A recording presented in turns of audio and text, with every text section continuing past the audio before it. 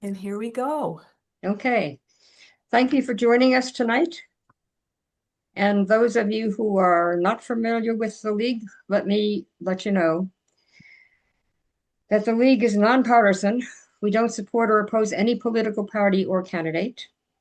We do take positions on issues that impact our democracy, and we advocate for those positions. We listen to and respect all views, working together to reach decisions for the common good. We anticipate a civil conversation about what is happening with the homeless.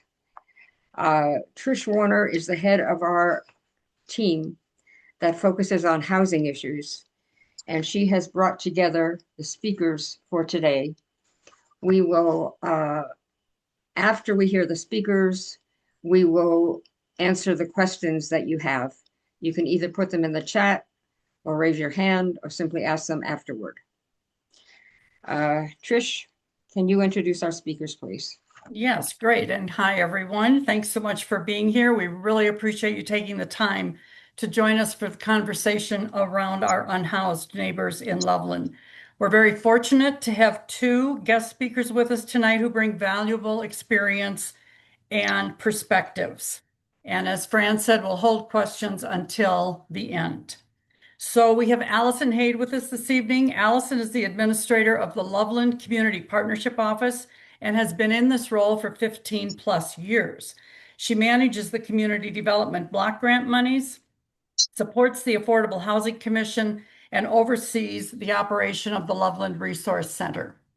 We also have Doug Ashbaugh with us, who is the Guiding Connections Manager with the House of Neighborly Service in Loveland. This program supports adults experiencing homelessness by providing encouragement, support, and peer navigation to address immediate and future needs. Guiding Connections also supports the Safe Lot Parking Project as a partner with the faith community and volunteers from the Loveland community. So Alison, I'm going to turn it over to you to start giving us information about where you see things right now with Loveland's unhoused population. And then we'd also talk maybe about giving us an update on the St. Valentine project as well. So I'll leave it to you. All right, thank you. Thank you for asking me to be here. I apologize for the fact that I'm wearing a cream-colored shirt on a cream-colored wall to start with. I couldn't get my laptop to work properly, so I'm using my phone, and I'm in Albuquerque, New Mexico. So anyway, it's good to be able to be anywhere on the planet to be able to join a League of Women Voters conversation on homelessness. So thank you for the invitation. As you know, the last night of shelter was last Sunday, March 16th. It was also a pretty cold night, as was the night before. So we had people in hotel rooms that night. We're finished offering overnight shelter. Right now, we know that we'll be offering day center services Monday through Friday, 8 to 5, until Thursday, April 30th. And that will be the last day. So at this point, in many respects, that's all I know. In terms of an update on St. Valentine, to be quite frank, it's going to be difficult for me to give one because I don't really have many conversations with the people who are living at St. Valentine or the people who are working at St. Valentine or understanding like even some of the turnover. What I know about St. Valentine is that it's been operating for 2 years now. When they first started putting people in there, and there's 54 rooms, it had a heavy Loveland preference. And now, because it is what is called a continuum of care asset, the people who are selected to live at St. Valentine come from our regional Larimer and Weld County by name list.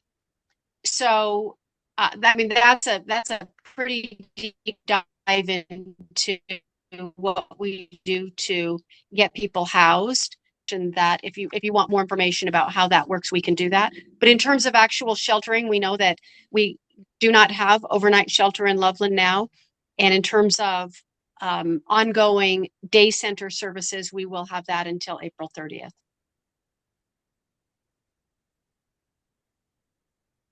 Okay, thank you, Allison. And Doug, I'm going to move over to you and let you talk a little bit about the Guiding Connections program with the House of Neighborly Service.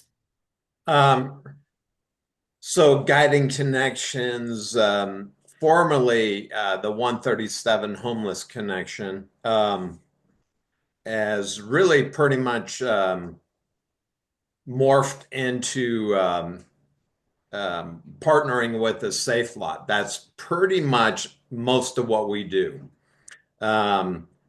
We don't have much connection with the other individual homeless in town. When I go to St. Valentine, that's really my connection to a lot of people that we help get in there. So we do go over there, once every other month or whenever we need to. Working with Amber Hamilton. She used to be with Summer Stone. She does their counseling, I would say. And we have a lot of St. Valentine come over to H&S, and they always seek out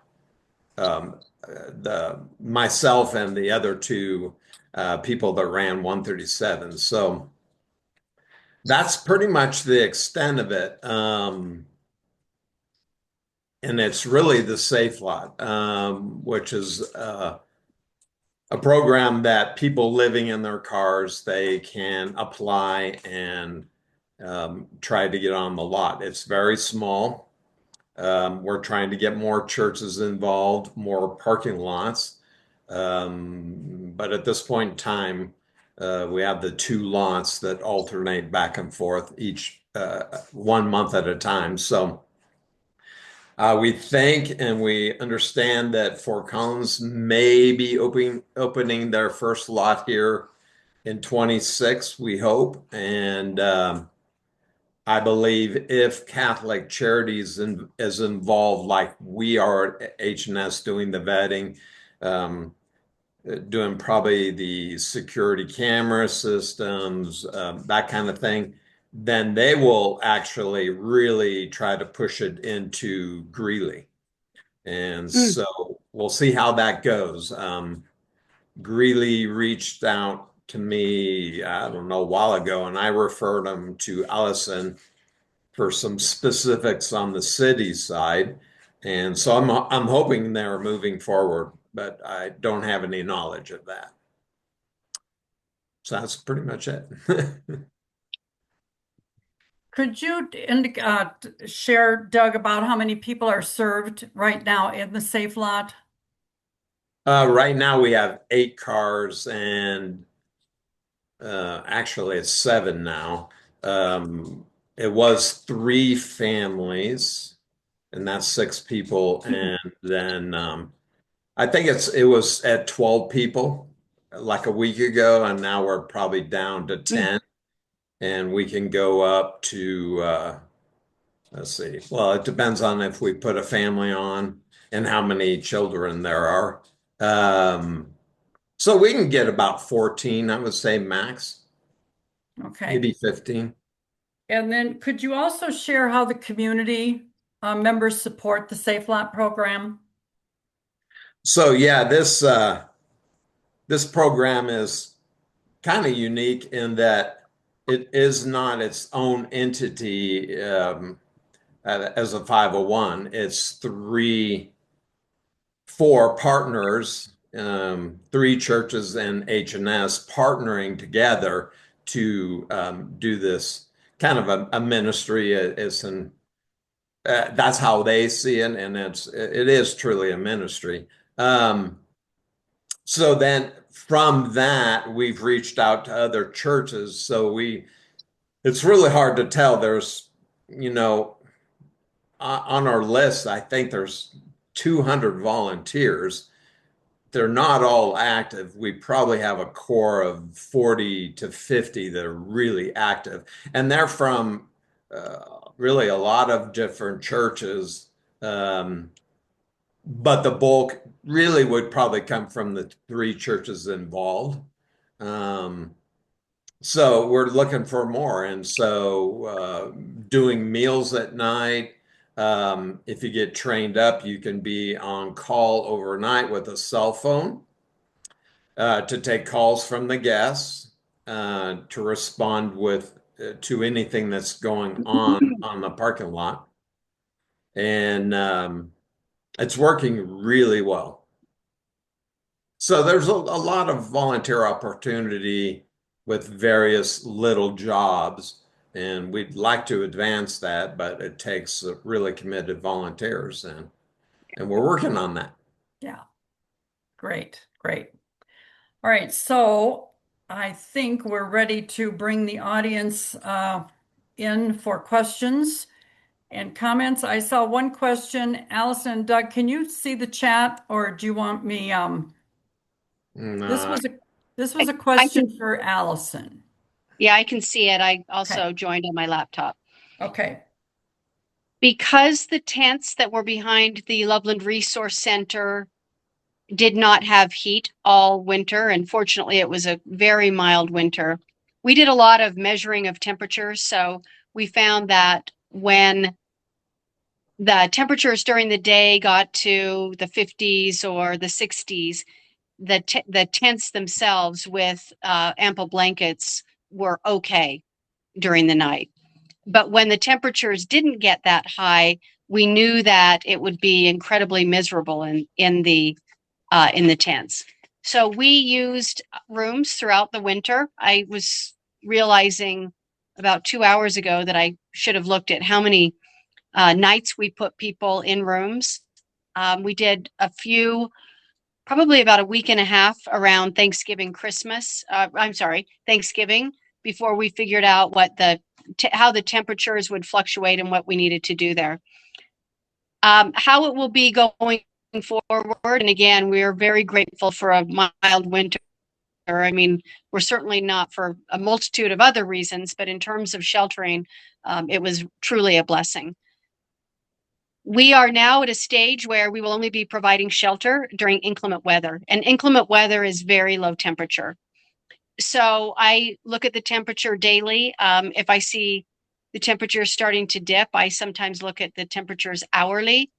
What we'll do between now and April 30th is if we start to see the temperatures dipping, and I'm talking below 20 degrees, then we will first, and not, when I say that, I don't mean like 19 degrees. It depends on what other circumstances there are. So if there's going to be some precipitation or if there's high wind or something like that. So it's not anytime I see the temperature start to get to below 20, then I'll start to monitor what the other conditions are. So we still have some staff available. We would open up the Loveland Resource Center for overnight shelter. That's what we would do. Again, it isn't necessarily the case that we wouldn't do that at 24 degrees or at 23 or 22. I'm going to start noticing if it's 20 or below. And then how do you decide, Allison, about the motel vouchers? When are those used? Sorry. Yeah, so apologies for that. I realize that was the actual question.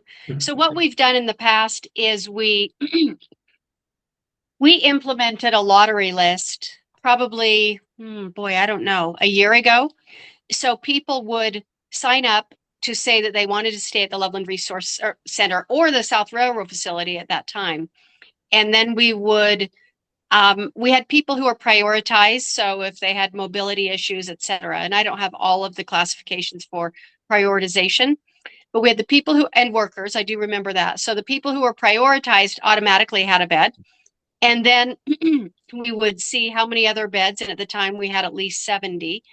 And then we would assign people a space. And we've been doing that at the Loveland Resource Center as well. So what we would do is open up a lottery. We would put signs up and spread the word. And we would we would let Doug and his team know. We would let people at the library know. We would let street outreach know if there was a night that we were going to provide shelter, and we would have them sign up for the lottery.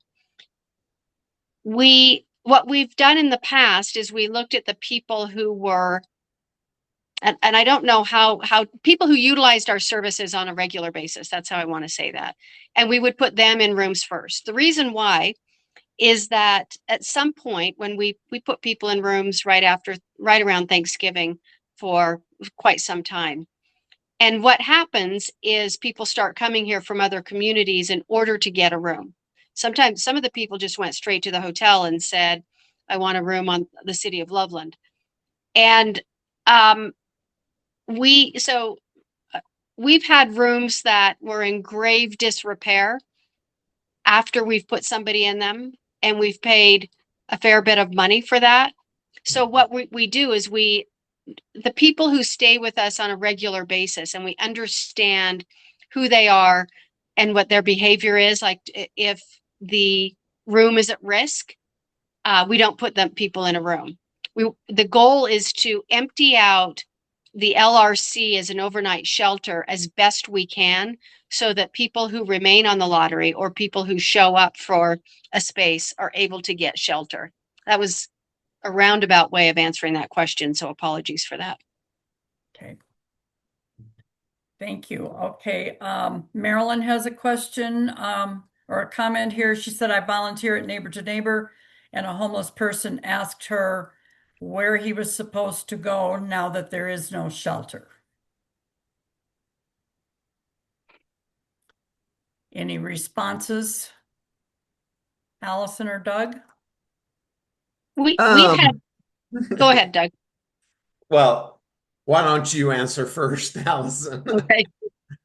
We've had signs up, so anybody who has used the Loveland Resource Center knows that the last night of shelter was March 16th. So we put signs up a long time ago saying the last night is March 16th. Now, having said that, we also heard that not a lot, but some people didn't believe it.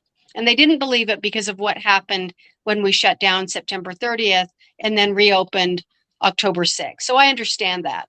So we had individual conversations with people when they said that they felt certain that we would remain sheltered, or we would continue sheltering. And we also put up signs along the way. One of them said 2 more weeks, and then, so we kept reinforcing that this is the day. Doug, anything to add? Yeah, so I'm going to give you a kind of an answer that may seem really mean, but I first ask a person, are you from Loveland, or did you come here from somewhere else? And the reason I do that, all the years that we were at 137, we knew our people really well. And because we only did inclement weather, our individuals kept up their ability and their knowledge and their know-how to be able to camp and survive very well, actually. And so when you have a city that has a full-time shelter, you will get a number of people that lose that knowledge and that ability to survive, because it's rough out there. And I tell them that because it's for their safety. Because when you are in a new town that you are not that familiar with and you are out there camping, you don't know where the safer spots are. You don't know who's going to come up on you at night. Because the people that have been here for a long time, they know all that, and they're seasoned. I would say they're even experts at that. And new people to town rely on that full-time shelter because that is their safety net. And if you take that away, it's like, I want them to be protected. So I tell them, go to where you know how to be safe. And that may be another town that they came from, and they may have left because there's too many people, but their knowledge of that town and where to be outside, I think is much better than a new town. That's what I've learned in all the years that I've worked with all our friends, is that even they had all this knowledge, and still the amount of thievery and activity at night is amazing. So a new person in town that doesn't know all the places, um, man, you're very vulnerable. And personally, from all my experiences, I that would just seem horrifying to me. So I really, really um, try to dig down and go, where will you be the safest? Where have you spent most of your homeless life, per se? And uh, did you feel safer back there, or are you going to risk it in this new town where you don't know where to go and what you're up against? So, that is my comment to people, because we have quite a few homeless come in H&S, and I help the navigators navigate through that. And if you're from town here, then you're going to know much more about this town, and you should stay. So I don't know if that answers the question, but that's how I personally do it, because I want their safety. Great. Thank you, Doug. Trisha, I see your hand up. Yeah, I've got several questions. Um, for Doug, I know that there are safety lot rules people have to apply, Mhm. which has eliminated people that I know are not able to utilize that. Um, so my question is, who establishes those rules? Um, so we have a committee with all the stakeholders. So um, that's the three churches and uh, myself from H&S, and we we've been going to almost 2.5 years. So we are constantly looking at how to slowly change rules. So we are the ones that set that. And really, we started by getting it all from Colorado Safe Lot Initiative in Denver. And they had 15 or 16 laws. I think they were 2 or 3 years old. They gave us all their paperwork. Then we went through for about a year and a half. So we really have started with all their rules and their guidelines. And I would say we've morphed them a little to Loveland. We had to change a few things, but that's kind of where we landed. Is really they had a really good system going, so we haven't changed it a lot. And so that's where it came from, and then what we've done with it.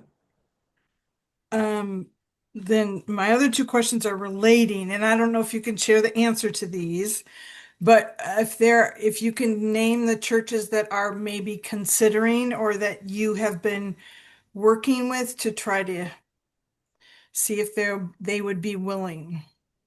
Um, I'm not a part of that, so um, I believe that there's been some conversation with it's on Wilson.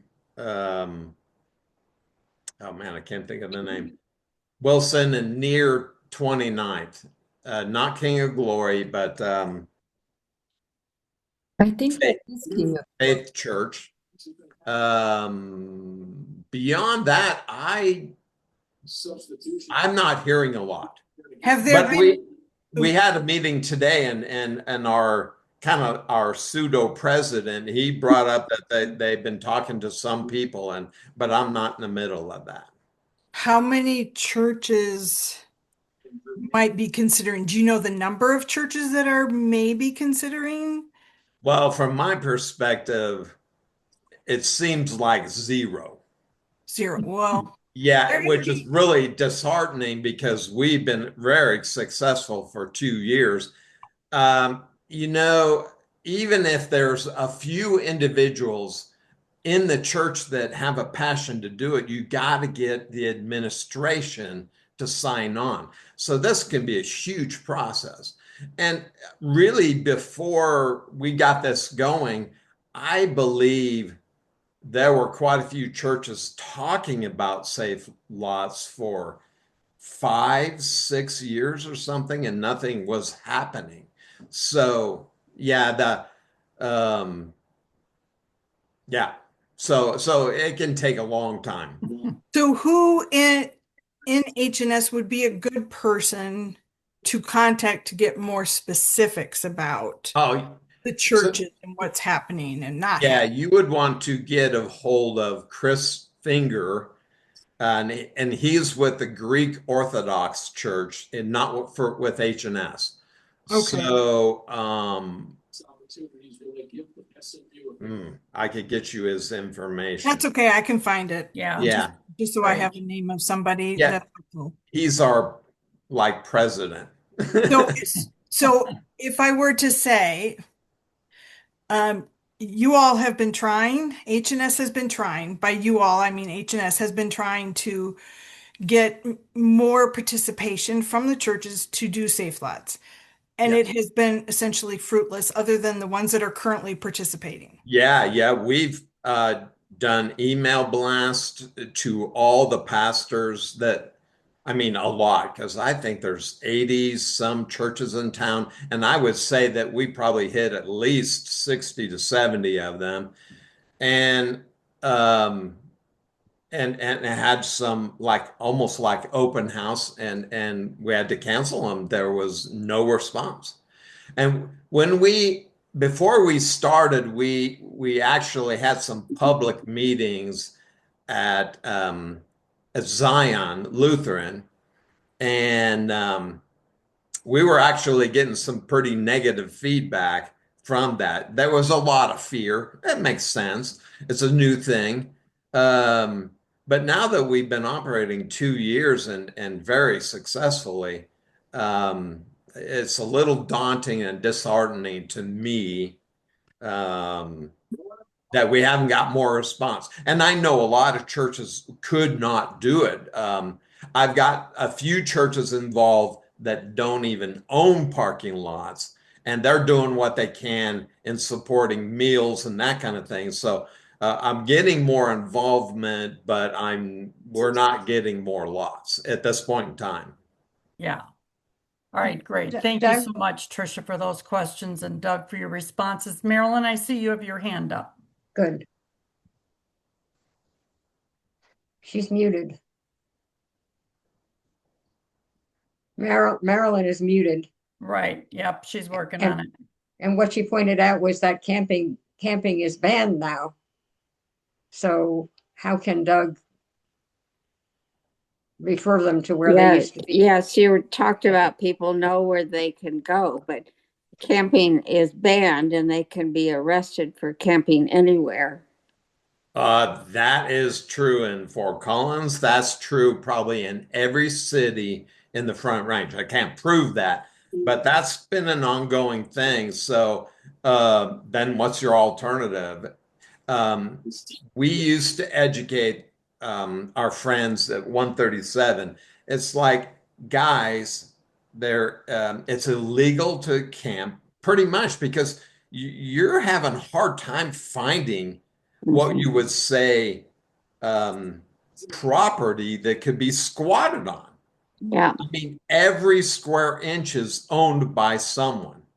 And so it's instantly trespassing all the time. So that's historically, I think that's been there forever. So we've tried to educate them, guys, it's a tough situation, but you're in it right now. We have to deal with it right now. And we say, out of sight, out of mind, which is a horrible statement, but it's reality.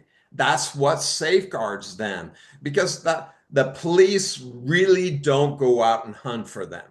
only if there's a warrant. But if they are disruptive and if they're on private property and they're having bonfires, if they're noisy, all these things, the property owner is going to react and boom, it's done. So there's a number of, I guess I would say previous 137, because I'm pretty sure they haven't been going down there and they've been camping. Has it been 3 years, Allison? I think it has. Almost 4. Almost 4. So they have been doing well for all that time period because they follow our guidelines of logic. They don't want to be seen, and that's two-pronged. It's the landowner discovering them, and it's also the other homeless that they may not invading the camp because it's ugly out there. It's survival. They will steal from each other. So that is just a norm in that realm.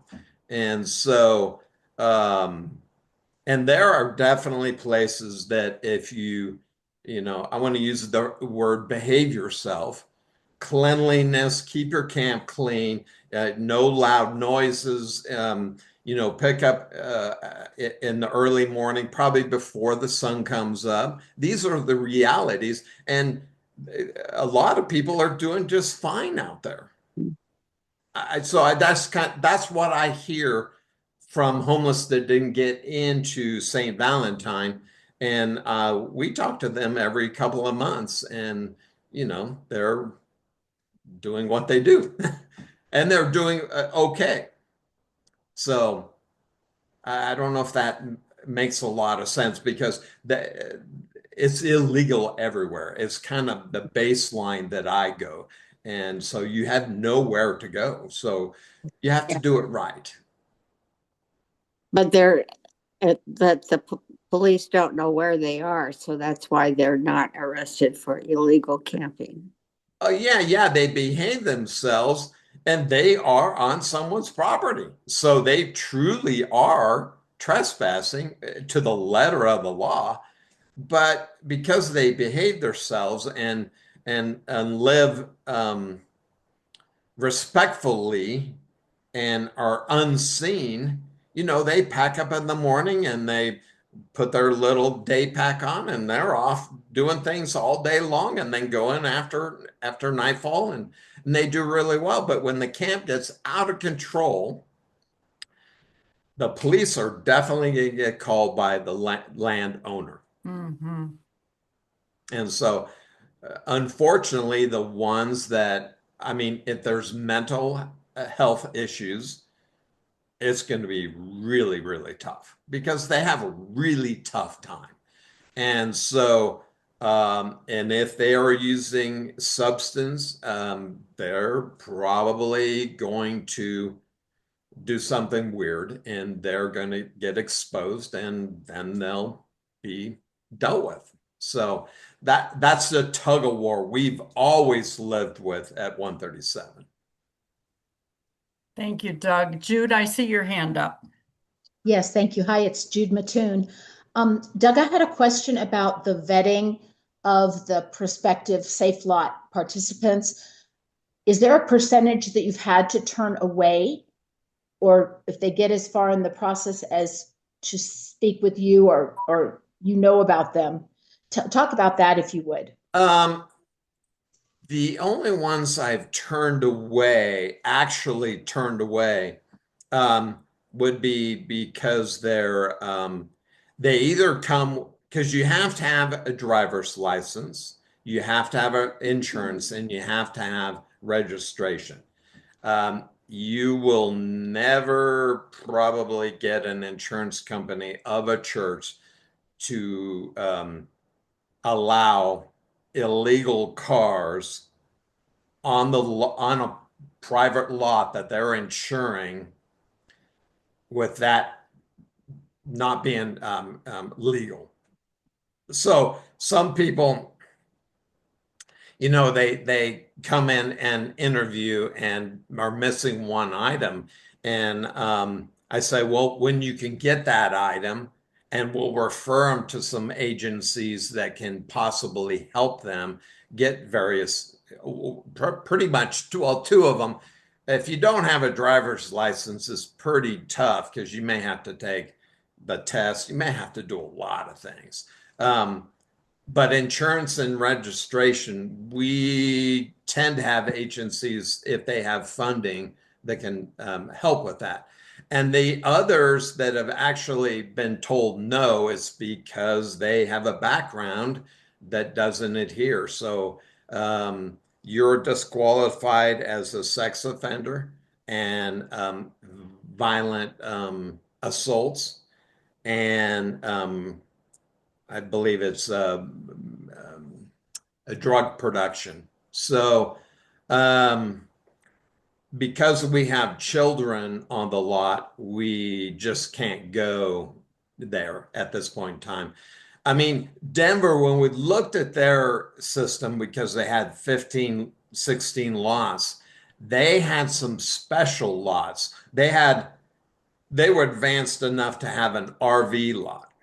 Wow. They had, I believe, a lot that did not take children, so they could take some of that more risky client. But we're not in that place. If we had 4 or 5 lots working in combination, we could maybe go to that extent and have some kind of like separation. But right now we're trying to do all things on one lot, and that's interesting. So that creates a waiting list, and that tends to be pretty long. So Okay. yeah, so we need more lots, and because a lot of, I mean, I would say there's enough to fill at least one more lot. Now, I can say that, but many people move on and they they correct their what's the term, self-resolve, Okay. and then they're gone. Many people go back home, so even people that we put on the lot have come to the realization that they can't survive here in Colorado. Cost of living is so high, and they've decided to go back to family, and that's a good thing. And then they got to some more support system, which they didn't have here. So Right. Yeah. Well, thank you for answering all those questions. I got a note from Chuck that he has some questions, Chuck Hubbard, but he doesn't have a raise hand feature. Right. And let me come to Chuck, but there's a couple other things have popped up here in the chat right Okay. before Chuck. So let me ask this question, and Allison or Doug, you can respond to it. But in the same vein with the lot topic, could the city of Loveland provide lots? So that's a good question. Whatever day that was, February 3rd, I believe it was, when Grants Pass was passed, Councilor Light Kovach asked to make, actually, no, it was Councilor Swanty who made a motion to have the city come up with some lot where people could camp. And that motion failed. And so she did what is called a rule of 4. So if she can get 3 other counselors to say, yes, I want to talk about this, then city staff completes what is called a rule of 4 scorecard to be presented to city council to say, here's the basic information. Do you want city staff to continue down this road, gather more information? So there's a rule of 4 scorecard about using city property for camping, and that will go to council next Tuesday. And then it'll be up to council to say, do we want city staff to dig in to figure out a particular location? What would the cost be? What would it look like, etc. So that conversation will happen next Tuesday. All right, great. So we'll stay tuned to that. All right, Chuck, I'm coming your way, but I have one more here. Lisa, I've heard Salvation Army is expanding and picking up some of the services that have been offered through LRC. I've also heard there's a group in Loveland exploring an overnight option for families, similar to what Family Promise used to offer. Can either of you speak to either of these possibilities and what those resources may look like? I can speak to Salvation Army, and then probably Doug can speak to the other. I don't know. What I do know is Salvation Army now has a little bit more space. They will be taking the mail distribution program from the Loveland Resource Center. And some of the service providers that we've had are going over there. And really, that's all I know. All right, so in the process of development there. So Doug, anything on the family options? Yeah, there's rumors, and so I can't speak directly because I'm not in that circle. Um, some people have reached out to us for just learning and knowledge and that kind of thing. I think that's in the works. But man, I don't have any details. So Yeah. that's So gonna whoever is putting that together, it might be multiple congregations that are trying to put that together. Yeah, it's way too early, I think so. And it could fail. So I think it's so early on, we've got to wait and see. yeah. All right. That's all. That's fair. Okay, Chuck, coming to you. Go for it. Oops, you're muted, Chuck. Yes, Doug, I'd like to know what is the ratio? I have three questions. What is the ratio of coaches or counselors to clients at St. Valentine's? Do you know? Hmm. I believe it's Amber, and she has a second person. So that would, I believe it's two. I could be wrong.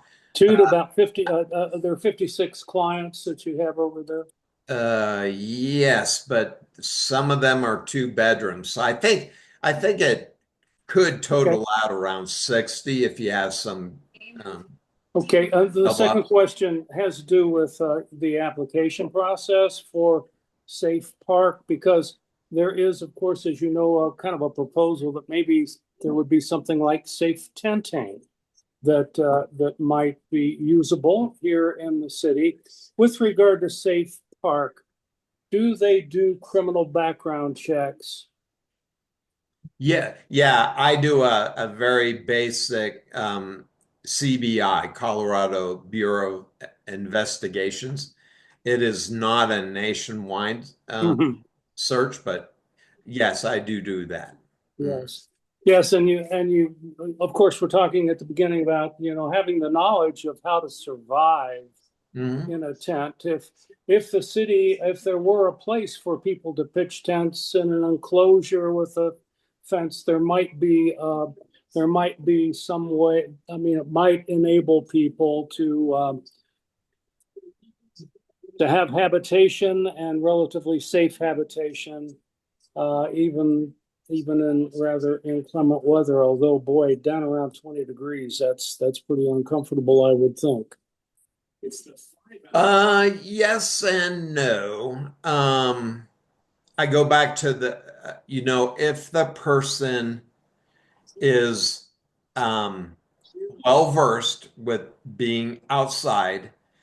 Um, I mean, when we were doing the inclement shelter, that we had so many people that we knew, and it was 5 below, and they still wouldn't come in. They use hand warmers, they use heaters, little buddy heaters. They have 3 sleeping bags. I was a mountaineer. I was stuck at 13,000 feet in the middle of winter. You can survive. And when you have all that gear, you're actually quite toasty.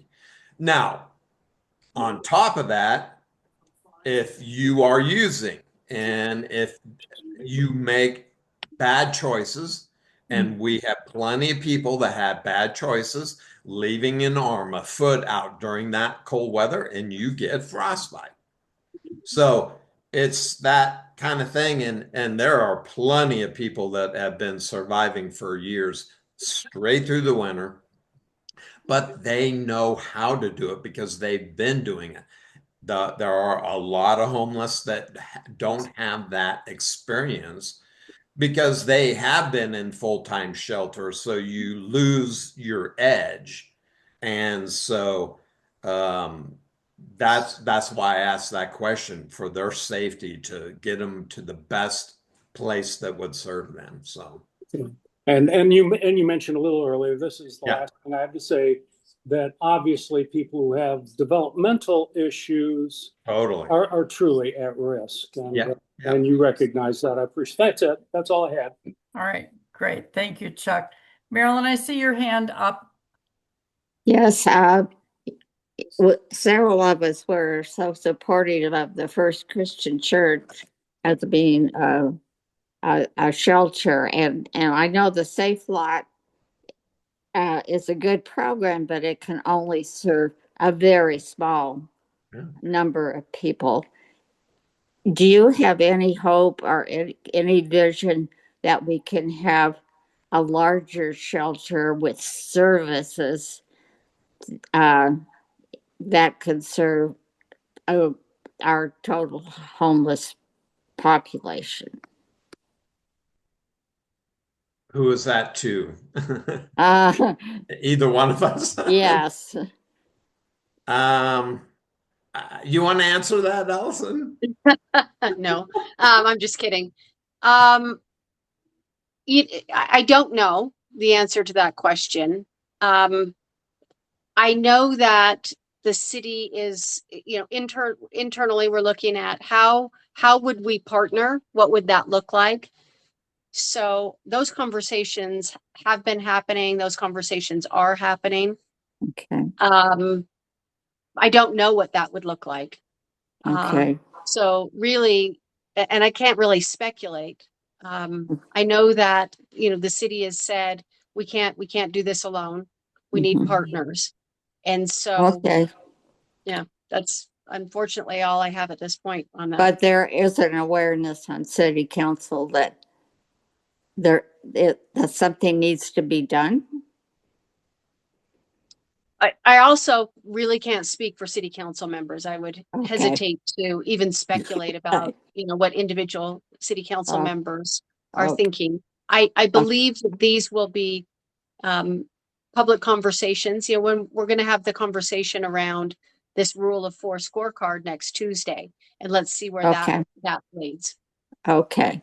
Well, you're a good spokesman, both of you, for people that have the problem. You're experienced, but we need to get more people on board. My personal, because I never wanted to do a full-time shelter. That's not in my wheelhouse. Because I want to build friendships with them. And so I've always thought that Denver Rescue Mission, which is Fort Collins Rescue Mission, and Harvest Farm, they would be a great partner. But they're spending an enormous amount of money putting in a big shelter up there, and they would never put in another shelter so close. I would say they would probably go to Longmont. So they gotta do it wisely. And Catholic Charities does a great job too. So I mean, these are two established. They know what they're doing, and so until they can get to a point financially, and feel like they can tackle another one. That's what I see, but I'm not sure if that'll ever happen. What do you think, Alison? Can't get myself off mute. Yeah, I don't know. The rescue mission, the new shelter is somewhere around $27 million. Yeah. And Seth did so much legwork for that. It'll be up to 250 beds and they'll be in pods. I mean, it's going to be quite impressive what they're working on doing, because it's not just, they've moved beyond this is a homeless shelter to this is a homeless resolution center. And he spent 8 years putting that together. So Yeah. I don't know what they have in their pipeline for other communities, but I'm certain that he's busy working on that. Thanks, Allison. I see a question here that I bypassed in the chat from Sherry. How big is our unhomed population? What are our numbers in Loveland?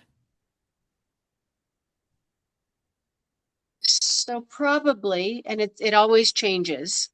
And it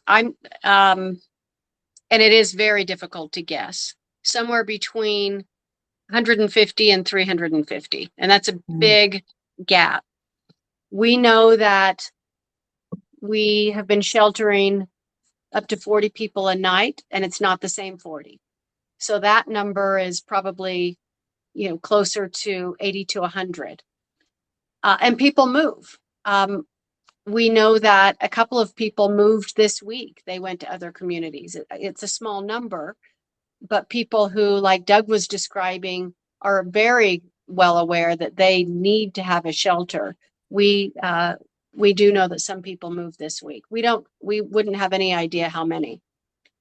Sometimes when we've counted, so when we have done counts in the past, we would look at a month and say how many people used our services over a month. And that number would range from around 230 to probably 350 or below that. And so that's where my numbers are coming from. The database itself, we can pull numbers on a daily basis. We can pull numbers on a monthly basis, and we can pull number on a quarterly basis, of course. But it lists people who are active. So let me give you an example.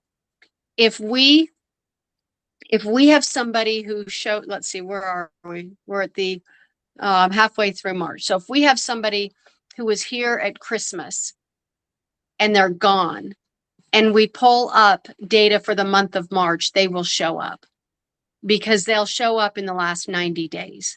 Doesn't mean they're still here. So it's very difficult to get even a monthly count because of that. It shows everybody who's active, and that was up to 90 days ago. We can see the number who utilize our services daily, and that can be anywhere from probably about 75 to 120. But the next day it might be 75 to 120, but it's not the same 75 to 120. So it's a difficult question to answer. So I'm estimating between 150 and 350. Anything to add, Doug? I could get really long-winded. I was trying to analyze data down at 137 in all the years that we were down there, and I showed a trend that, if we saw roughly around 450 or 500 unique people in a year, I could take off 200 of them instantly, that they only appeared in 137 2 days out of the whole year. Then I could take another 100 off that were under 10 days that they walked into 137. And so I would kind of confirm what Alison was said. We narrowed it down to a core that we saw all the time, and that was around 70 to 80. It was somewhere in there, and it does it. Even our friends, they would go up to Fort Collins for 2 months and then come back. So very, very, very fluid. And so yeah, back then we roughly figured it was around 70 to 80. That was the core that was predominantly always with us. And I never got to the point of taking 5 years of data and then and looking at that. So it's really a very, very tough analytic. All right, Martha has a question on here. On Nextdoor, she said there have been notes that say that the city of Loveland is busing people to Greeley. Can you speak to that? I can. Yes, I can. So this first came about right around October 6th, 5th, 4th, 3rd, right around between October 1st and October 3rd. That's when I first heard it. Right after we shut down the South Railroad facility, within a couple of days, I had heard that we had bused people to Greeley. And by we, that meant me. As a manager of the Loveland Resource Center. And I thought, well, that's strange because I didn't get a bus. I didn't drive anybody. I didn't ask anybody to drive anybody. We do give out bus tickets. So the first thing, but we always have, we give some to HNS, we give them to Salvation Army. Our office gets about 5,000 bus tickets a year, and we give them to every nonprofit. So there are plenty of free bus tokens in the city of Loveland, including at the LRC. And I make sure we always have them at the LRC. And if anybody comes to us to say, I would like busing to, they can say, I want busing to the East Coast, and I will bus somebody to the East Coast if they have some place to go and it's safe transportation and there's going to be safety for them together. We don't just bus people to bus people. So when I heard this, I thought, okay, it sounds like, or the comments made it sound like the Loveland Resource Center or the Community Partnership Office, or possibly even the bigger city of Loveland is busing people. So I definitely asked around. I asked staff, I thought maybe what they're saying is that staff gave out, 40 bus tickets and said, off you go. So I think we gave out 2 in those couple of days. It was under 5. It was a very small amount. And so I thought, well, okay, doesn't necessarily prove it, but I know that one, I didn't do anything, our staff didn't do anything, Colt didn't do anything, and City of Loveland staff didn't do that. So then I called Greeley and said, okay, so I understand that people are being bused there. Can you tell me what you are seeing? I spoke with the manager of the United Way cold weather shelter and housing navigation center. And she said, Alison, we have 1 new person here from Loveland in that time period. I spoke with the Guadalupe shelter and they had nobody, but they told me they would call me back if they started seeing a busload of people. So nobody ever called me back. So I do feel very strongly that is a very false, that's a rumor. I then had somebody who back then had also said, yes, I understand it's true. And she later came back to me and said, Alison, I'm sorry, that was a rumor. Great. So no, we are not busing people to Greeley. We will give them a bus token should they want to go to Greeley, however. Thank you, Alison. You're welcome. All right, that takes care of the comments and questions in the chat. Are there any more raised hands with questions? I just unmuted. Can I ask a question? Sure, go ahead, Tricia. Alison, do you know when they plan to put the LRC on the market and get rid of it? No, but I've heard that it will be shortly after we close. Okay. And then putting it on the market is one thing. Somebody buying it is right. Is another thing.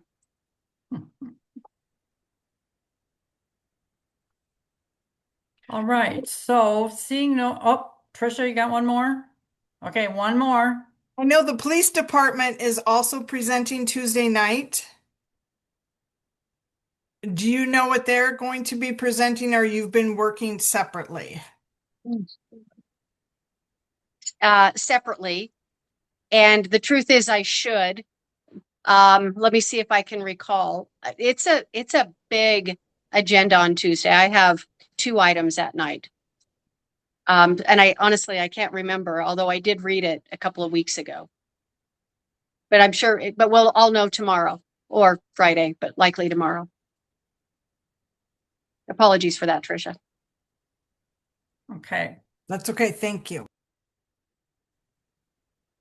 All right. So seeing no other hands up, I'm Can I going ask, to, can I ask one question? Trish, sure, it Fran. looks like Frances has her hand up. Um, can you give us a sense of what is going on at the city level to make plans for the future? He wants to hide. These guys are out there playing horse, right? They're out there playing around the world. They're getting unbelievable set threes. The other thing when they're hurting over the long shots more So rebound. we've got some background noise coming in here. Can everyone be on mute?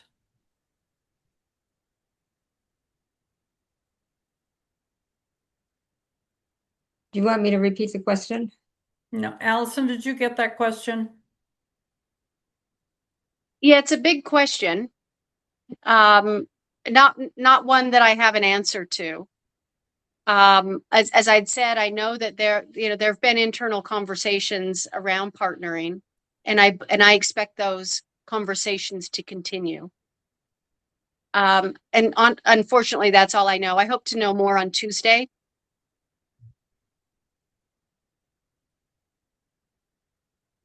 Great. Thanks, Allison. Marilyn?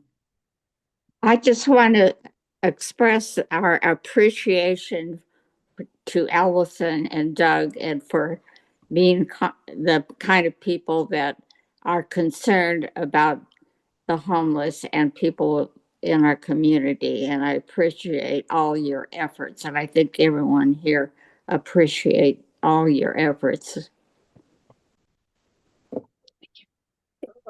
Could I ask, is safe tent or safe tenting something that will be discussed at the forthcoming council meeting?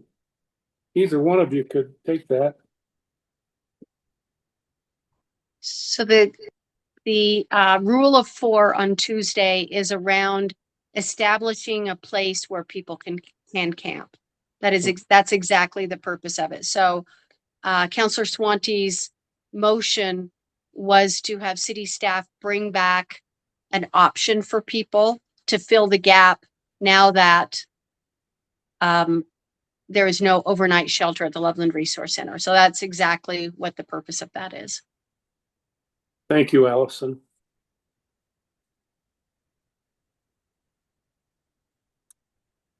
Right, I'm scanning the screen here. I don't see any other hands up at this time. So I would like to take the opportunity to thank both Allison and Doug for the time that you shared with us tonight with your expertise, and to all of you for being part of this conversation tonight.